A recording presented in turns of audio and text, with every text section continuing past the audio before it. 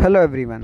स्वागत है आपका अपने ही चैनल में जिसका नाम है क्रिकेट एक्सपर्ट। तो अभी हम बात करने वाले हैं ECS T10 बार्सिलोना बैश में होने वाले आज के तीसरे मुकाबले की। सोचा तो ये था जब स्टार्ट करा था कि भैया तीन ही मुकाबले, मतलब अब दो ही मुकाबले बचे हैं आज के कवर करने के, ये और ये।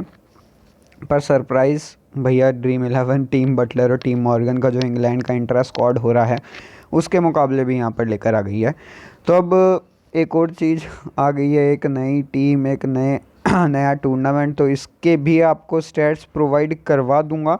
इजी है शायद स्टैट्स प्रोवाइड करवाना, ज़्यादा मुश्किल नहीं होंगे। देखते हैं भैया कितना टाइम लगता है कितना नहीं लगता है। सारी की सारी डिटेल आपको यहाँ पर प्रोवाइड करवा दूंगा मैं। अपडेटेड टीम आपको इसकी भी मतलब तीनों ही मुकाबलों की अपडेटेड टीम आपको टेलीग्राम पे मिल जाएगी। टेलीग्राम का लिंक आपको नीचे डिस्क्रिप्शन में मिल जाएगा।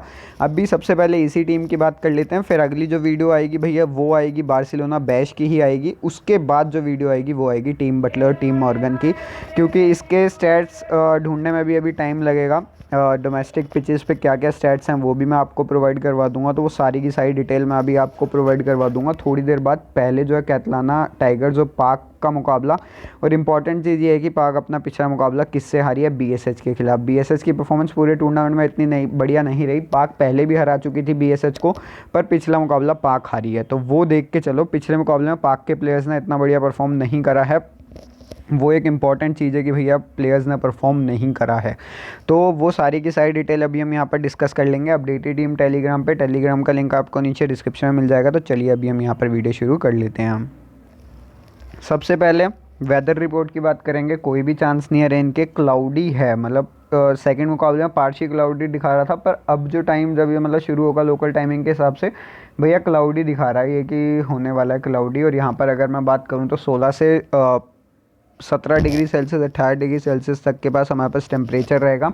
अब यहाँ पर पिच रिपोर्ट की अगर मैं बात करूँ तो भैया बॉल आराम से बैट पर आ रही है, पर मेन बात क्या हुई है कि पिछला मुकाबला जो है ना पाक जैसी टीम हार कर आ रही है। मेन बात ये है कि भैया पाक अपने मुकाबले ठीक ठाक तरीके से जीत रही थी। यहाँ पे जीती, यहाँ पे जीती, यहाँ पे जीती, पर ये पिछला मुकाबला BSH के खिलाफ हारना इज़ अ बहुत बड़ी बात। क्योंकि अगर आप देखोगे BSH किसी के खिलाफ नहीं जीती थी, पाक के खिलाफ जीती है। एवरेज फर्स्ट इनिंग स्कोर की अगर आप बात करोगे 140 रन है। रिकॉर्ड ऑफ चेजिंग की अगर आप बात करोगे तो भैया चेस करते हुए टीम एक बार हारी है और एक बार जीती है और 4 बार हारी है। अब मुकाबला अगर आप देखोगे भैया तीसरा मुकाबला था इनका पाक के खिलाफ, और ज़्यादा बढ़िया, मतलब वैसे ओवरऑल देखोगे तो बढ़िया परफॉर्मेंस रही थी। पर बैट्समैन की परफॉर्मेंस अगर आप देखोगे तो इतनी बढ़िया नहीं रही थी। पूरे मतलब वही है कि एक आधे दो ही बैट्समैन चले, उसमें असजद बट था जिसने 61 रन मारे और उसी की वजह से यहाँ पर मुकाबला जीते हैं। CTT की अगर मैं बात करूँ, अपने चारों के चारों मुकाबले जीते हैं, अभी पाँचवा मुकाबला खेल रहे हैं और ये इनका छठा मुकाबला होगा। उमर आफ्ताब अगर आप देखोगे 3 और 8। अभी अगर आप रिसेंट मुकाबले की बात करोगे जो अभी चल रहा है, जो लाइव है, उसके भी साथ साथ में आपको बताता हूँ, क्योंकि CTT पहले बैटिंग ही कर रही है तो उसमें आपको पता लग जाएगा क्या हो रहा है। अलुमदार हुसैन, जैसे मैंने प्रिडिक्ट करा था कि भैया ये करने वाला है ओपन, और इसने करा ओपन, पर मेन बात यह है कि इसने रन नहीं मारे। तो वो प्रिडिक्शन अब मुझे समझ नहीं आ रहा कि मैं सही बोलूँ कि हाँ ओपन करी थी, या गलत बोलूँ कि भैया 6 ही रन मारे हैं तो इतना बढ़िया तो इसने कुछ करा नहीं। तो आप ये खुद ही समझ लो भैया, आपको जो मानना है कि हाँ ये बढ़िया प्रिडिक्शन थी या बेकार थी। क्योंकि अलुमदार ये मुझे पता था कि हाँ ओपन करेगा, क्योंकि जो आपको मैंने स्टैट्स दिए थे जहाँ पे उसने 64 रन मारे थे, वो स्टैट्स ओपन करके ही आए थे उनके, और ओपन करके उतने रन उसने मारे थे।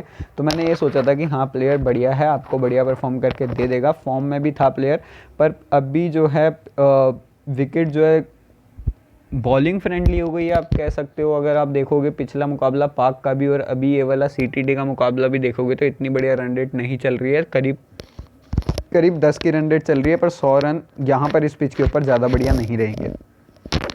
उमर आफ्ताब ने ओपन नहीं करा है। उमर आफ्ताब तीसरे नंबर पर आया, 2 रन मारे।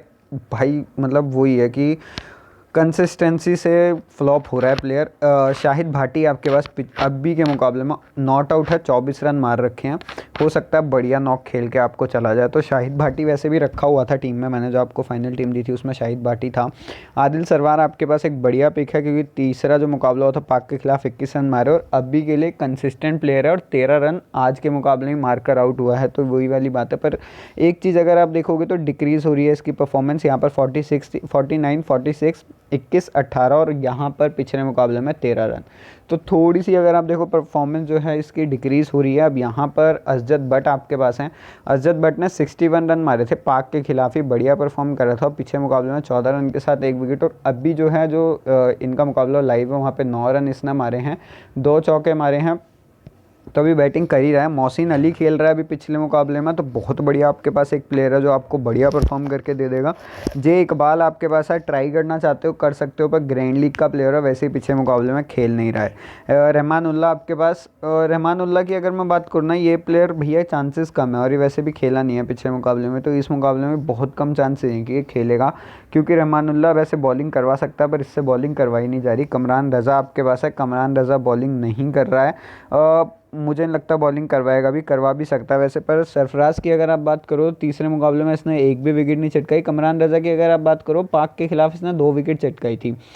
ऐसे ही मोहम्मद जसीन 2 विकेट पाक के खिलाफ। मोहम्मद सिराज खेला नहीं था पाक के खिलाफ, जो मुकाबला हुआ था वहाँ पर, हो सकता है अभी के मुकाबला खेले, क्योंकि मोहम्मद सिराज पिछला मुकाबला भी नहीं खेल रहा है। तो चेंजेस जो है ना बहुत ज़्यादा करे हैं, जैसे शाहिद आमिर आया था, जैसे आपके पास जो है शहबाज अहमद है, फिर उसके बाद यहाँ पर मोहसिन अली। तो चेंजेस जो है ना बहुत ज़्यादा करे हैं पिछले मुकाबले में। सीटीडी के कुछ नए प्लेयर्स भी आए थे, उनके स्टैट्स भी मैं आपको टेलीग्राम पे प्रोवाइड करवा ही चुका था। यहाँ पर अगर आप देखो, मोहम्मद जसीन ने जो पिछले से पिछला मुकाबला खेला था वो बहुत बढ़िया परफॉर्मेंस इनकी रही थी, और ये मुकाबला था भैया जो पाक के खिलाफ हुआ था, जहाँ पर जसीन ने 2 विकेट, अहमद ने मतलब आमिर ने 3 विकेट और कमरान रज़ा ने 2 विकेट। तो ये परफॉर्मेंस रही थी इनकी पाक के खिलाफ। और अगर आप देखोगे पिछले मुकाबले की, तो 3 सरफराज अहमद ने चटकाई, फिर उसके यहाँ पर मोहम्मद सिराज ने 2 विकेट चटकाई, अजद भट्ट ने 1 विकेट चटकाई और आदिल सरवार ने 1 विकेट चटकाई।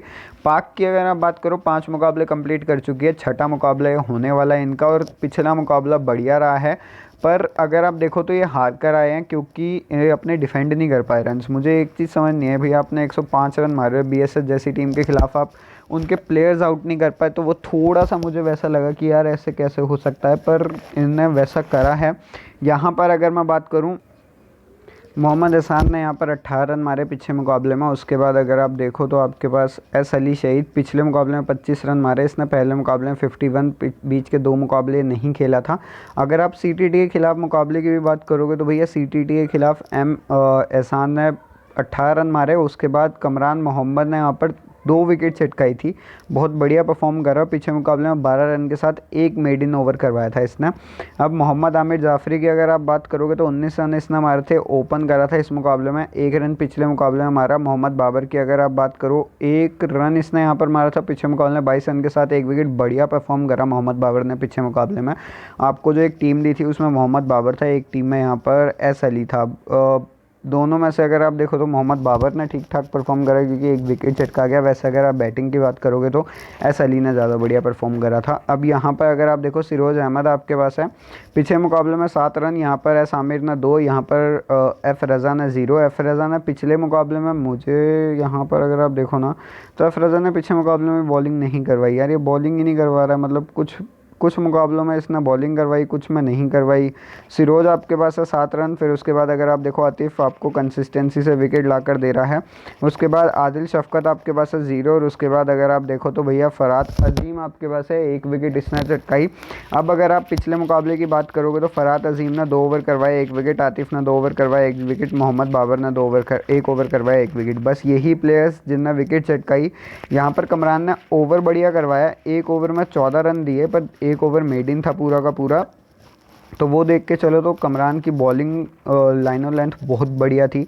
अब यहाँ पर मोहम्मद आमिर जाफरी की अगर मैं बात करूँ, विकेट नहीं चटका पा रहा है, मेन बात ये है क्यों नहीं चटका पा रहा है वो भी मैं आपको बताता हूँ।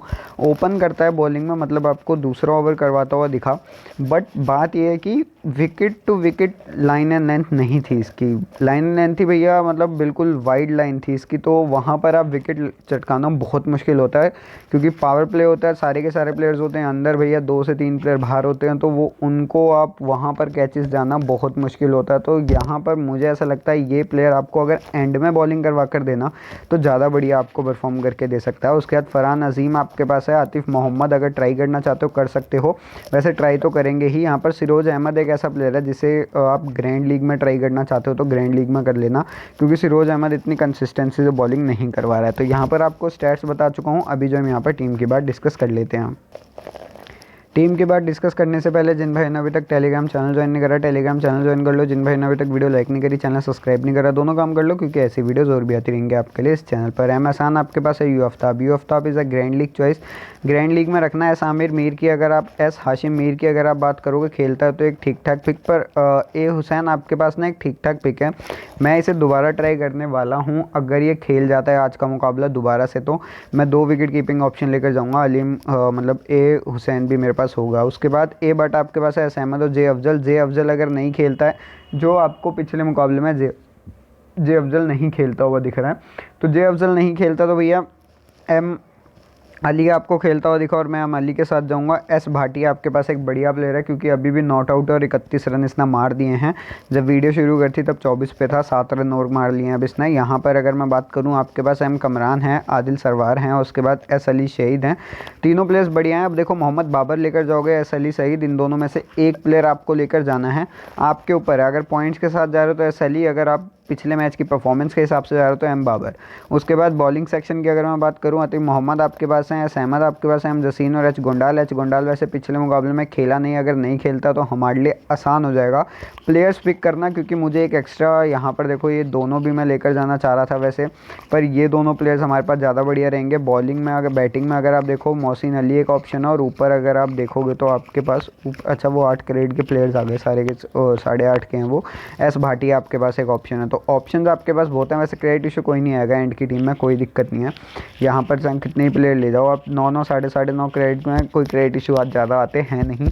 यहाँ पर आप सारी की सारी डिटेल देख चुके हो। सबसे पहले टीम की अगर मैं बात करूँ, Adil Sarwar as a captain, Mohammad Ehsan as a vice captain. उसके बाद अगर आप देखो, J Afzal, A Butt, S Ahmed, S Ali, M Kamran, H Gondal, Atif Mohammad, S Ahmed और एम जसीन, पूरी की पूरी टीम आपके लिए स्मॉल लीग फेवरेबल है। अपडेटेड टीम टेलीग्राम पे मिल जाएगी। टेलीग्राम का लिंक आपको नीचे डिस्क्रिप्शन में मिल जाएगा। दूसरी टीम की अगर आप बात करो, Atif Mohammad as a captain, Asjad Bhatt as a vice captain, यहाँ पर एम आसान, एस अहमद, ए महमूद, फिर उसके बाद S Bhati, M Babar, M Siraj, फिर उसके बाद आदिल सरवार आपके पास हैं, एस अहमद और एम जसीन। पूरी की पूरी टीम आपके लिए ग्रैंड लीग फेवरेबल है। अपडेटेड टीम टेलीग्राम पे मिल जाएगी। टेलीग्राम का लिंक आपको नीचे डिस्क्रिप्शन में मिल जाएगा।